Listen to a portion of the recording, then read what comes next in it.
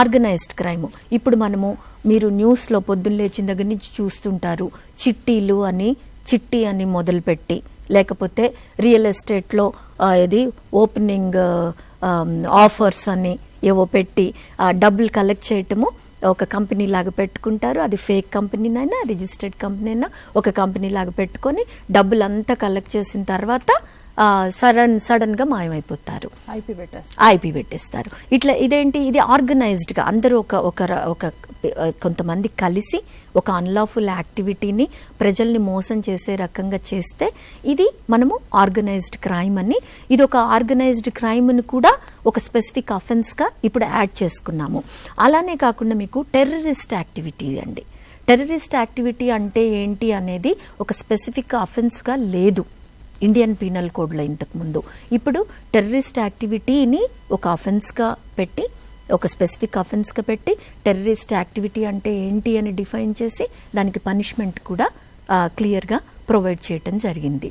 ఇవే కాకుండా మీకు పెటీ ఆర్గనైజ్డ్ క్రైమ్ అని కూడా, అంటే ఆర్గనైజ్డ్ క్రైమ్ అంటే ఓ కోట్లలో చేసేదే కాదు, చిన్న చిన్న ఆఫెన్సెస్ కూడా.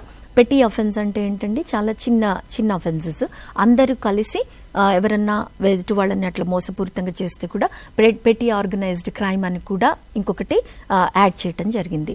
ఈ రకంగా మీరు చూస్తే ఇంకొకటి అండి, అన్నిటికంటే ముఖ్యంగా సెడిషన్ వినుంటారు మీరు. ఏంటంటే స్టేట్కి ఎగెయినెస్ట్గా దేశద్రోహం, అంటే దేశానికి ఎగెయిన్స్ట్గా చేసేది, ఏదన్నా గవర్నమెంట్కి ఎగెయినెస్ట్గా, అంటే గవర్నమెంట్ని క్రిటిసైజ్ చేస్తూ మాట్లాడటం కాదు, గవర్నమెంట్ని అన్స్టేబుల్ చేయటానికి, అంటే అంతర్గతంగా ఒక పీస్ ట్రాంక్విలిటీని డిస్టర్బ్ చేసి గొడవల్ని సృష్టించి దేశానికి ఎగెయినెస్ట్గా మాటలు మాట్లాడటము, పబ్లిక్ని రెచ్చగొట్టే రకంగా చేస్తే దాన్ని సెడిషన్ అని మనకు ఒక ప్రొవిజన్ ఉండేది ఇండియన్ పీనల్ కోడ్లో. ఇప్పుడు దాన్ని తీసేసి సెక్షన్ 152 కింద మీకు ఏమంటున్నారంటే స్పెసిఫిక్గా యాక్ట్స్ ఎండేంజరింగ్ ది సావరినిటీ, కొన్ని సబ్వర్జివ్ యాక్టివిటీస్, అంటే దేశానికి వ్యతిరేకంగా దేశంలో ఉన్న శాంతికి శాంతి భద్రతలకు భంగం వాటిల్లే రకంగా ఎవరినైనా రెచ్చగొట్టడం కానీ, అలాంటి మాటలు మాట్లాడినా, లేదంటే అలాంటి పనులు చేసినా గవర్నమెంట్కి వ్యతిరేకంగా, అంటే గవర్నమెంట్కి వ్యతిరేకంగా జస్ట్ క్రిటిసైజ్ చేయటం అని కాదు అక్కడ అర్థం, ఒక రకమైన గొడవలు సృష్టించడం ద్వారా ఒక స్టెబిలిటీ లేకుండా చేయటం సమాజంలో. ఇట్లాంటి ఒక ప్రొవిజన్ 152 కింద తీసుకురావటం జరిగింది.